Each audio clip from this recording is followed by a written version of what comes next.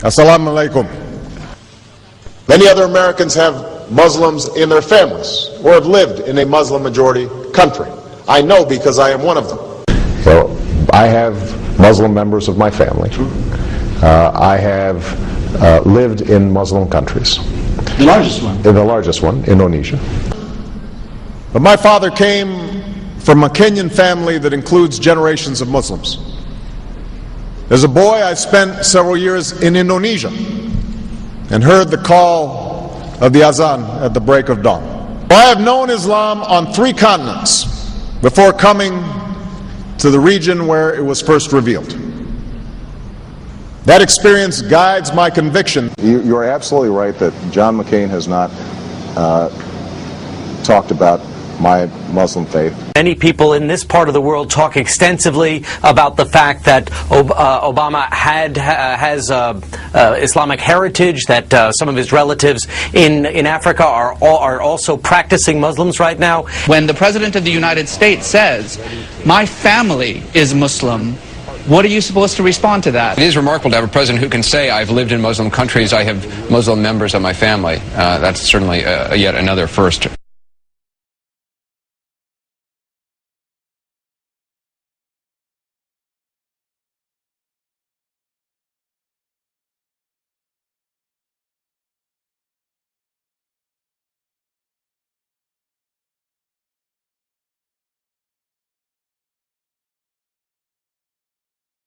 Now look at a part of Barack Obama's life that most people probably have never known about. When Obama's stepfather changed jobs and moved the family to another neighborhood in Jakarta, Obama's mother enrolled him in the Basuki Public School. Obama's former classmates showed me his old desk. Barry sat here, Barack sat there, and then you sat there. The school's makeup reflects the population of Indonesia, more than 90% Muslim. There is a mosque in the school. It overlooks the playground, and every day at noon the children are called to prayer. The only record of Obama having attended the school is this old register. And look, it lists his name as Barry Sotoro. That's the name Obama took from his Indonesian stepfather, Lolo Sotoro. That class register says Obama came from Honolulu and lists his date of birth. But look at his nationality. It's listed as Indonesian and his religion as Islam. As some of you know, my perspective has been shaped not only by my values as an American, but by my experiences as a child in Indonesia and visiting my father's family in Kenya.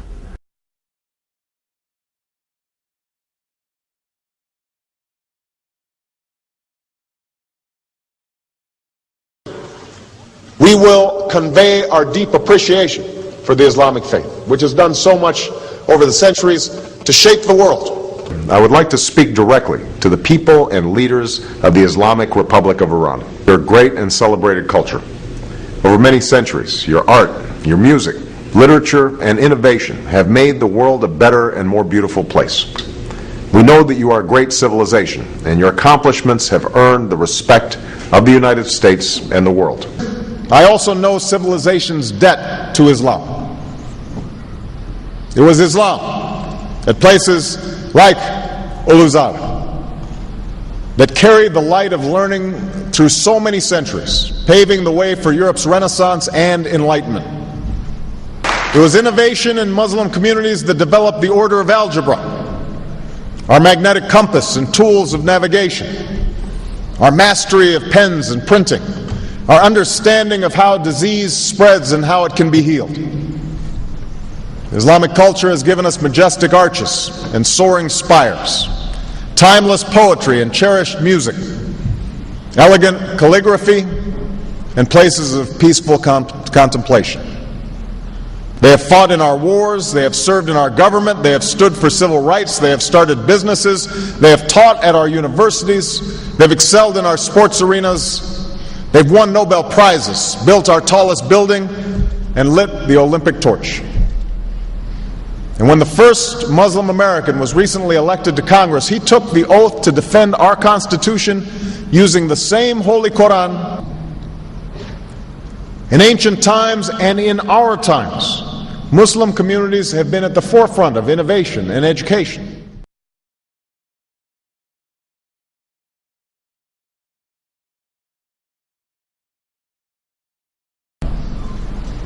As the Holy Quran tells us, the Holy Quran teaches that, the Holy Quran tells us, and the Holy Quran also says,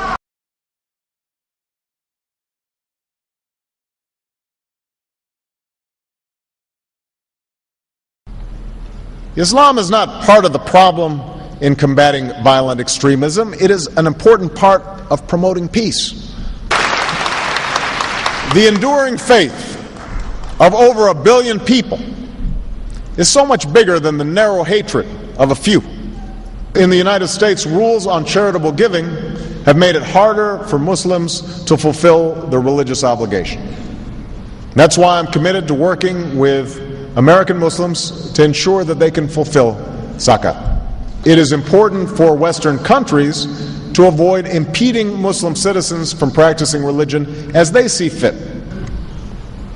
And I consider it part of my responsibility as President of the United States to fight against negative stereotypes of Islam wherever they appear.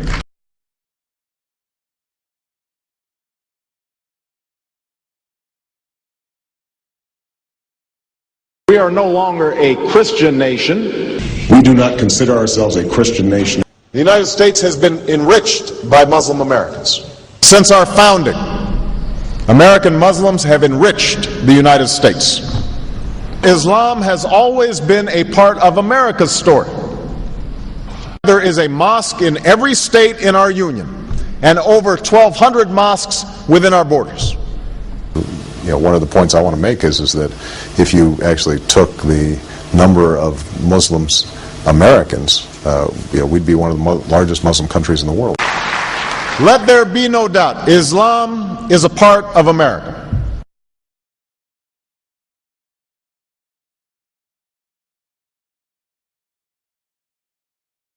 A lot of reporters who cover the White House were not happy to hear that Barack Obama's first television interview as president was granted to Al Arabiya, an Arab network. But the new president, the first president ever to use the word Muslim in an inaugural address, sent a message with the interview. And today that message was heard loud and clear. The choice of his first television interview was deliberate too. Al Arabiya, a moderate Saudi-owned network seen by millions in the Arab world. The president stressed his own Muslim background. I have Muslim members of my family. I have lived in Muslim countries. The symbolism spoke volumes. Our fourth story in the countdown, President Obama grants his first official White House sit-down interview not to an American network, but to an Arab one, appearing on Al Arabiya television in an effort, obviously, to reach out to Muslims across the world. As you just heard yesterday in a symbolic gesture, President Barack Obama granted his first formal interview since assuming office to Al Arabiya, a Dubai-based Arabic language network.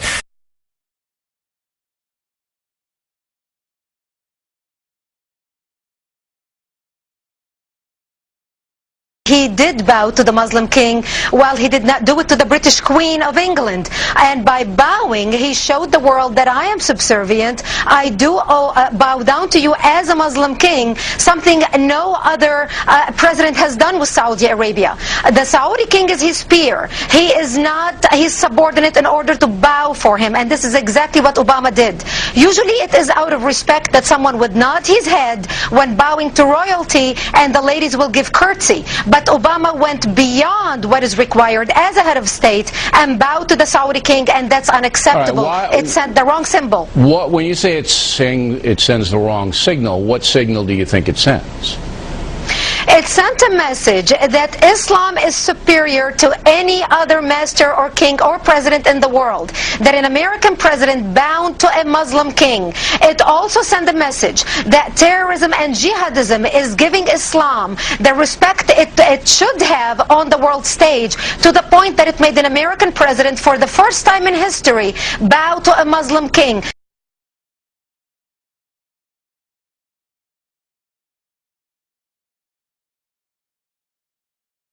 Barack Obama defending his faith on the campaign trail yet again. This from over the weekend in Ohio. The Democrat, for some reason, for some people rather, is having a hard time proving that he's not Muslim since that picture came out of him dressed in traditional Muslim garb.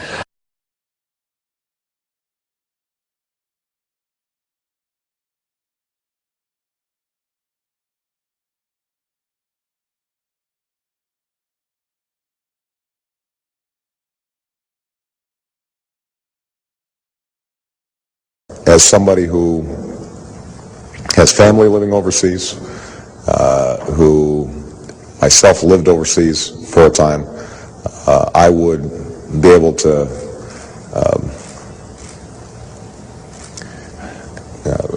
I think the world would see me as a different kind of president, somebody who can see the world through their eyes.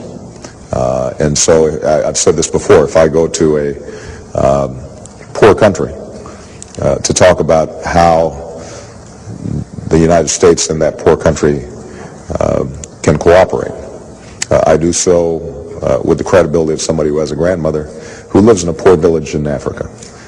If I convene a meeting with Muslim leaders around the world, I do so with the credibility of somebody who actually lived in a Muslim country for a number of years.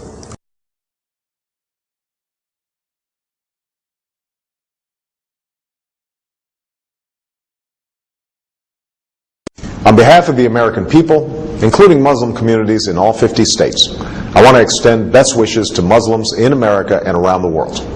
Ramadan is the month in which Muslims believe the Quran was revealed to the Prophet Muhammad.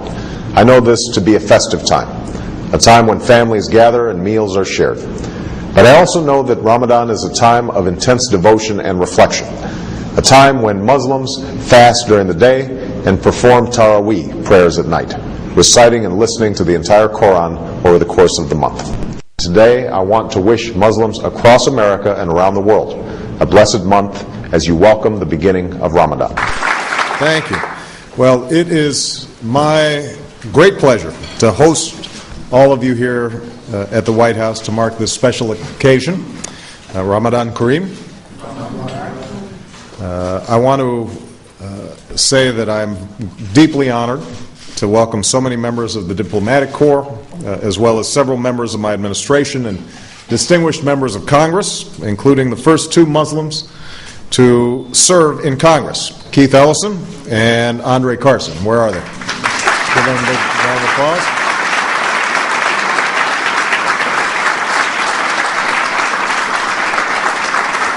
And most of all, I want to welcome all the American Muslims from many walks of life who are here. This is just one part of our effort to celebrate Ramadan, that I welcome each and every one of you to the White House. Tonight's iftar is a ritual that is also being carried out this Ramadan at kitchen tables and mosques in all 50 states. Islam, as we know, is part of America. And like the broader American citizenry, the American Muslim community is one of extraordinary dynamism and diversity, with families that stretch back generations and more recent immigrants, with Muslims of countless races and ethnicities, and with roots in every corner of the world. Indeed, the contribution of Muslims to the United States are too long to catalog because Muslims are so interwoven into the fabric of our communities and our country. American Muslims are successful in business and entertainment, in the arts and athletics, in science and in medicine. Above all, they are successful parents, good neighbors, and active citizens. So on this occasion, we celebrate the holy month of Ramadan, and we also celebrate how much Muslims have enriched America and its culture. I am so pleased that we are joined tonight not only by so many outstanding Muslim Americans and representatives of the diplomatic corps, but people of many faiths, Christians, Jews, and Hindus, along with so many prominent Muslims. So tonight we celebrate a great religion and its commitment to justice and progress. We honor the contributions of America's Muslims and the positive example that so many of them set through their own lives, and we rededicate ourselves to the work of building a better and more hopeful world. So thanks to all of you for taking the time to be here this evening. I wish you all a very blessed Ramadan. And with that, I think we can start a feast. I don't know what's on the menu.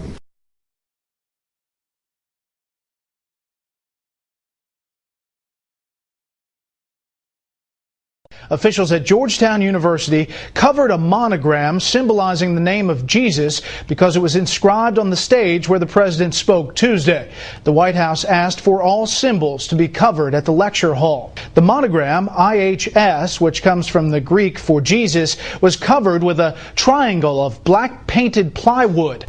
At the Jesuit-founded Georgetown University, there are naturally crosses and religious symbols everywhere.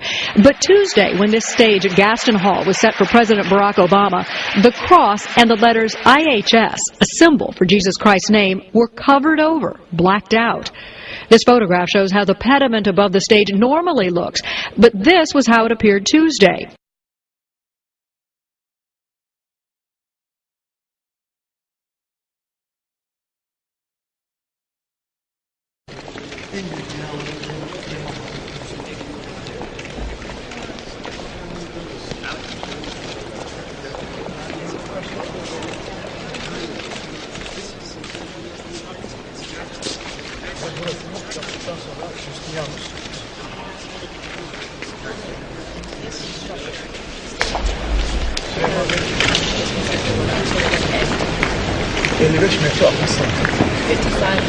And this is a common thought shared by all the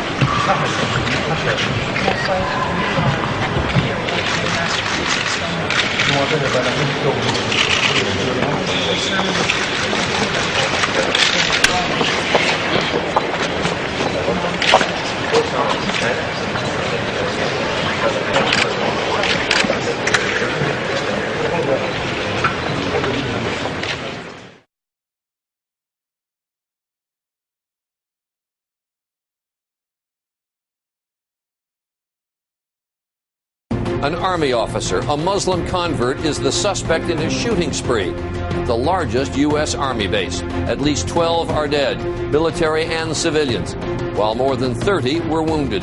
It was 1:30 local time at Fort Hood. An army officer, a Muslim, opened fire with handguns near a facility where soldiers get medical clearance before deployment overseas. On Thursday afternoon, Hussein was at the Soldier Readiness Center where military personnel gathered for medical screening. He was armed with 2 guns, one of them a semi-automatic, and opened fire, striking down more than 40 victims. Yeah, according to a relative of one of the witnesses to the shooting, Major Hussein shouted Allah Akbar, or God is great, before he opened fire on the soldiers. Can you confirm that from other reports? There are first-hand accounts here from soldiers that are similar to that. Soldiers who witnessed the massacre reported that Hussein shouted Allah Akbar, Arabic for God is great, right before he began shooting. I was sitting in about the second row back when the assailants stood up, yelled Allah Akbar in Arabic, and he opened fire. And take a look at this surveillance video aired last night on CNN. A convenience store clerk says that man is Hassan, dressed in traditional Muslim attire, calmly picking up breakfast just hours before the shooting. There are also reports that on the morning of those shootings, Major Hussein was handing out copies of the Quran to his neighbors.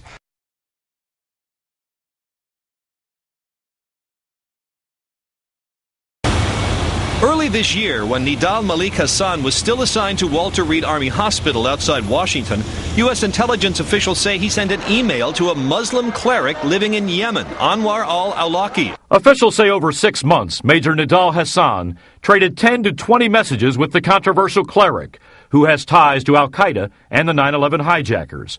In early 2000, 2 of the 9/11 hijackers turned up at a San Diego mosque where he was then an imam.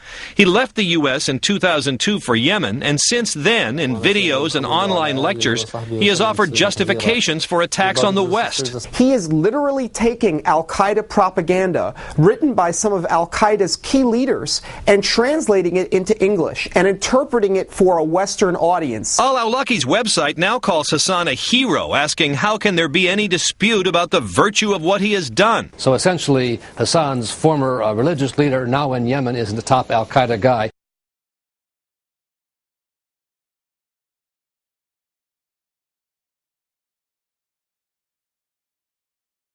Some are still reluctant to characterize Hassan's attack as terrorism.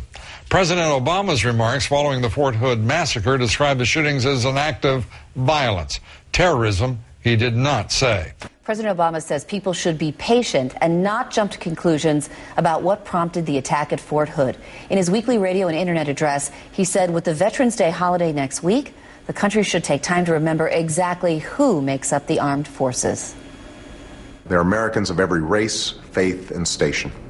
They're Christians and Muslims, Jews and Hindus, and non-believers. We don't know all the answers yet, and I would caution against jumping to conclusions until we have all the facts. While the president mentioned every soldier who died by name, he did not name the fellow soldier who allegedly killed them, Major Nidal Malik Hassan. One point particularly got to me, offended me, where he said, first of all, that the act at Fort Hood was incomprehensible. Then later on he said it's hard to comprehend. No, it wasn't hard to comprehend, and it's not now. It was the act of an Islamist terrorist who gunned down 54 people, because he believed he was doing the will of Allah in accordance with the Quran. Not hard to understand. And the other thing that offended me in all the speeches at Fort Hood today, not one mention of terrorism. I didn't expect him to mention Islamist terrorism. That would be too far for Obama. But what does it take? What evidence does it take for our president to admit this was an act of terror?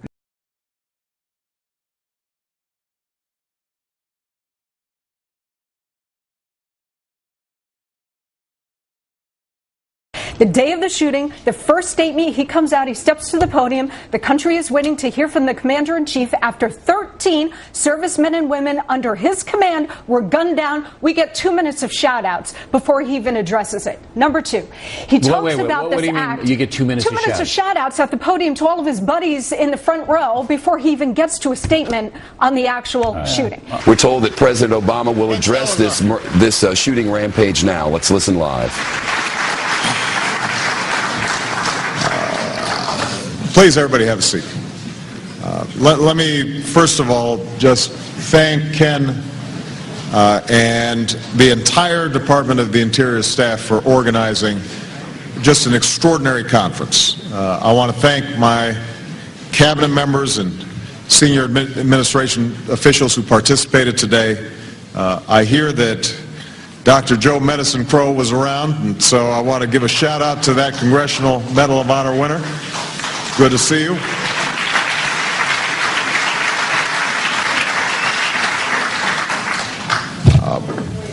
My understanding is that you had an extremely productive conference. I want to thank all of you for coming and for your efforts. And I want to give you my solemn guarantee that this is not the end of a process, but a beginning of a process. And that we are going to follow up.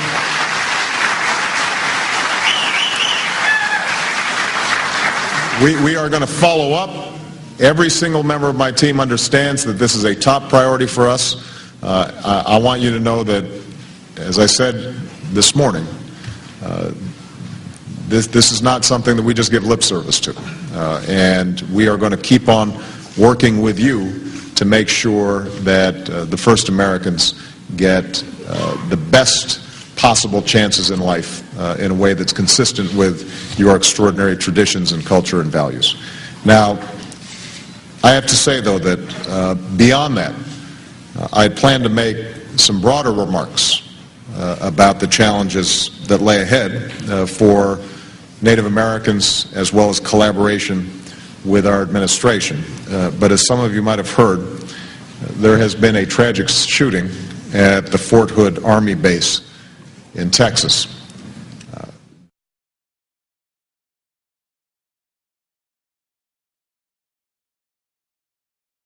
A photo that caused a near panic in Lower Manhattan a week ago. It's a lovely photo with the Statue of Liberty just below Air Force One there, just as they planned it. Problem was the sight and the sound of a 747 being chased across the sky, doing a low pass over the New York area, flooded 911, sent a lot of people into the streets, where memories of 9/11 are still fresh, of course.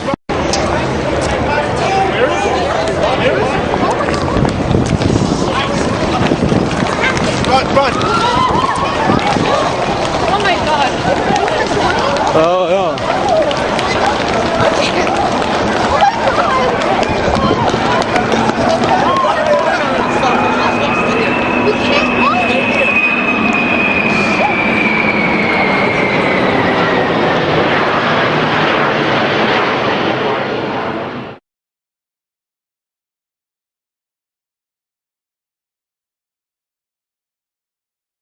Barack Obama is trying to change political fashion. He gave a speech in Iowa City today, and he wasn't wearing an American flag pin. Those pins have become synonymous with politicians since 9/11. Obama says he doesn't like how the pin has come to represent patriotism in America. I won't wear that pin on my chest. It's a little weird, Alan, that in the middle of the campaign, the guy takes off the American flag that most people wear because they're proud of their country. We want or so gallantly dreaming of the rockets, the red cloud, wolves bursting in the air. God, poo-poo, we had poo-poo the night, and outside, oh, it was still there. Oh, Savior, that star-spangled banner.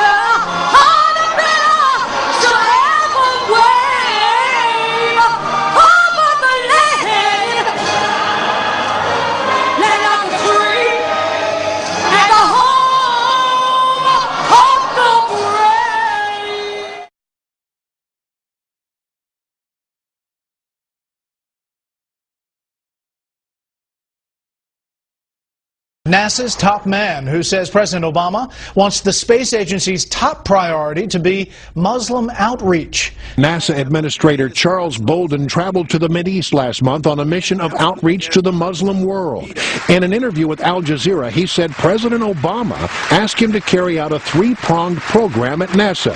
First, excite young people about math and science. Secondly, expand international relationships. And third, and perhaps foremost, he wanted me to find a way to reach out to the Muslim world and engage much more with dominantly Muslim nations to help them feel good about their historic contribution to science and engineering. My first question to you is, why are you here in the region? Oh, I appreciate you asking the question. I'm here in the region. It's sort of the first anniversary of President Barack Obama's visit to Cairo and his speech there when he gave what has now become known as Obama's Cairo Initiative, where he announced that he really wanted this to be a new beginning of the relationship between the United States and the Muslim world.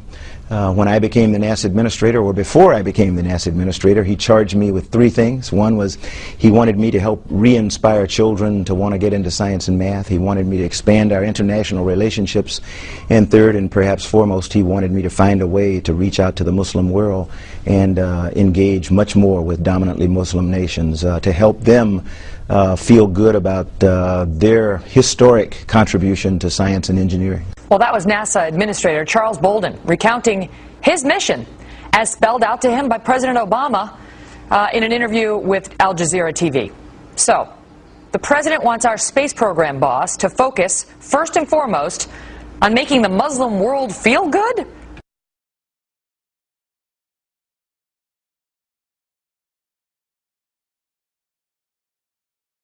Speaking at a White House dinner Friday celebrating Ramadan, the president waded into the already deepening political controversy over whether to build a mosque 2 blocks from the site of the 9/11 attacks in New York City. Welcome to the White House. To you, to Muslim Americans across our country, and to more than 1 billion Muslims around the world, I extend my best wishes on this holy month. Ramadan Kareem. Recently, attention's been focused on the construction of mosques in certain communities, particularly New York. But let me be clear. As a citizen and as president, I believe that Muslims have the right to practice their religion as everyone else in this country. And that includes the right to build a place of worship and a community center on private property in Lower Manhattan in accordance with local laws and ordinances. So thank you all for being here. I wish you a blessed Ramadan. And with that, let us eat.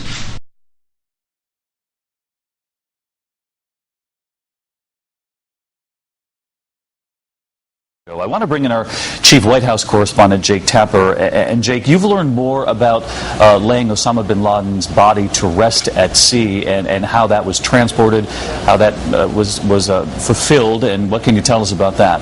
He was buried at sea according to Muslim tradition. There was a Muslim seaman who was there, and they wrapped him and said the prayers according to what is part of the Islamic tradition. He's already been buried at sea according to Islamic tradition. By Muslim tradition, you have to bury the body within 24 hours. So the body has already been buried at sea, and that the body has been handled in the traditional Islamic tradition. The burial of bin Laden was done in conformance with Islamic precepts and practices. The deceased's body was washed and then placed in a white sheet. A military officer read prepared religious remarks, which were translated into Arabic by a native speaker. John, can you tell us about the burial at sea? Where did it happen? When did it happen? The disposal of the burial of bin Laden's remains was done in strict conformance with Islamic precepts and practices. It was prepared in accordance with the Islamic requirements.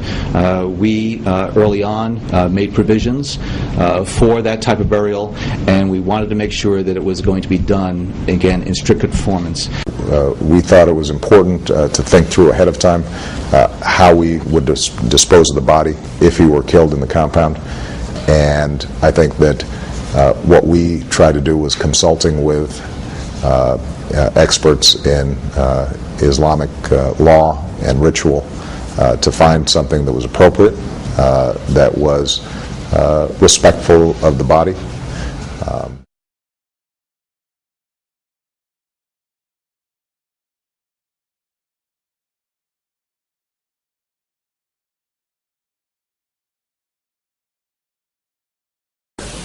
So let me say this as clearly as I can. The United States is not and will never be at war with Islam.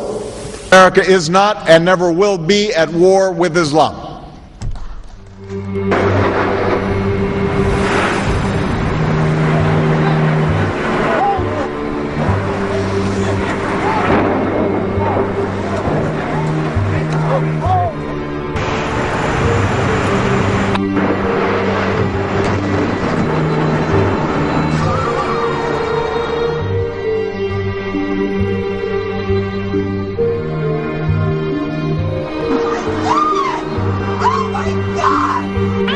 Just hit.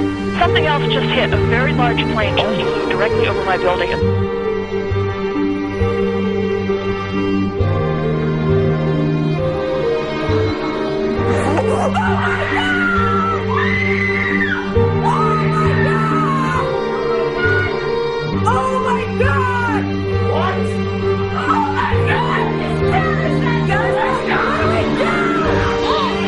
Oh my God, another plane has just hit.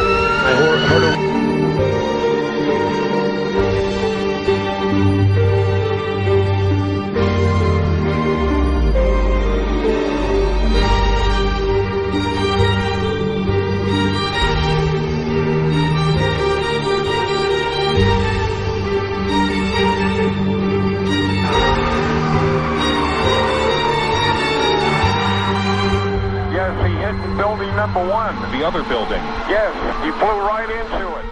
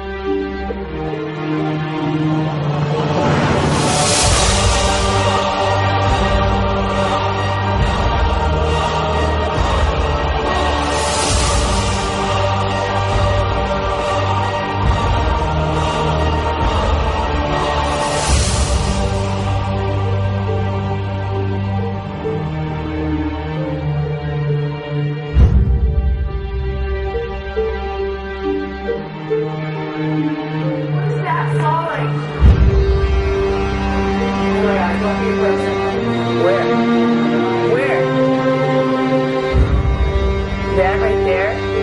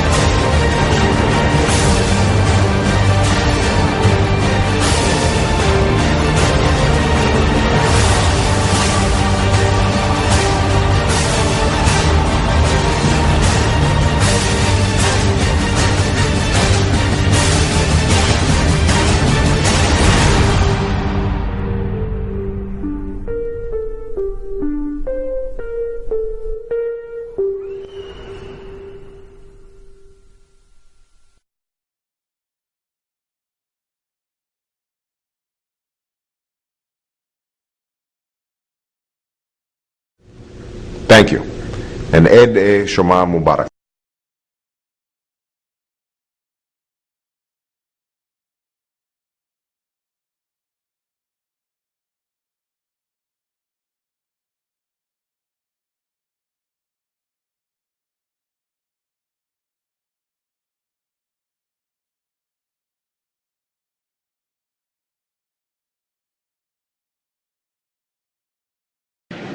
on the assumption that you're elected president on day one, you'll walk in, and the war will probably still be on. And we know your view that the war was a mistake. Right. But here it is, you're at the desk. What are you going to do?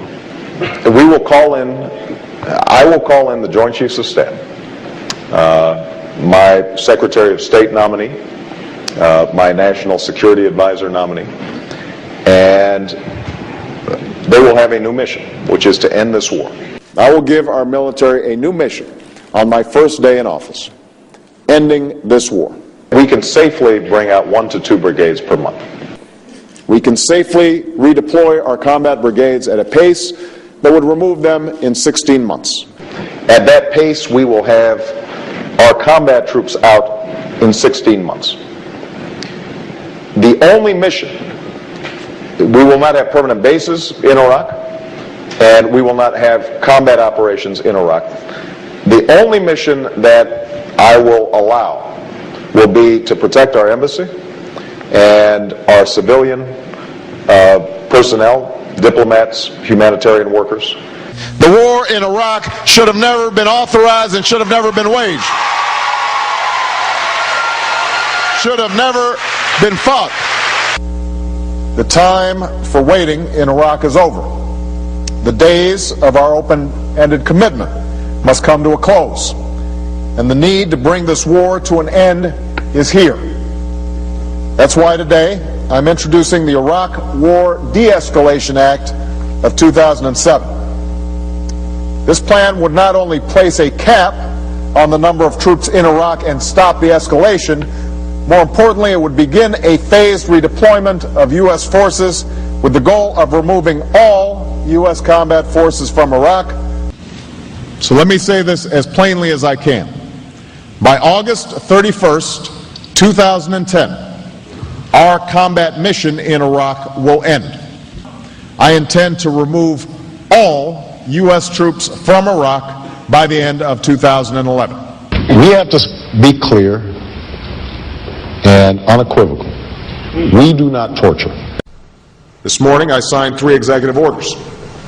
First, I can say without exception or equivocation that the United States will not torture. We will close the Guantanamo Bay detention camp. This first executive order that we are signing by the authority vested in me as President by the Constitution and the laws of the United States of America, in order to effect the appropriate disposition of individuals currently detained by the Department of Defense at Guantanamo, and promptly to close the detention facility at Guantanamo. And we then provide the process whereby Guantanamo will be closed no later than 1 year from now. Second, I will cut tens of billions of dollars in wasteful spending. I will cut investments in unproven missile defense systems. I will not weaponize space. I will slow our development of future combat systems. Moving the ship of state is a slow process. States are like big tankers. They're not like speedboats. You can't just whip them around and go in a new direction. Instead, you kind of slowly move it, and then eventually you end up in a very different place.